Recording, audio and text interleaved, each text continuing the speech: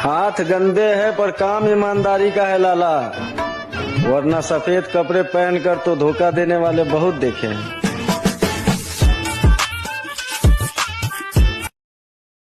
हाथ गंदे है पर काम ईमानदारी का है लाला, वरना सफेद कपड़े पहनकर तो धोखा देने वाले बहुत देखे हैं।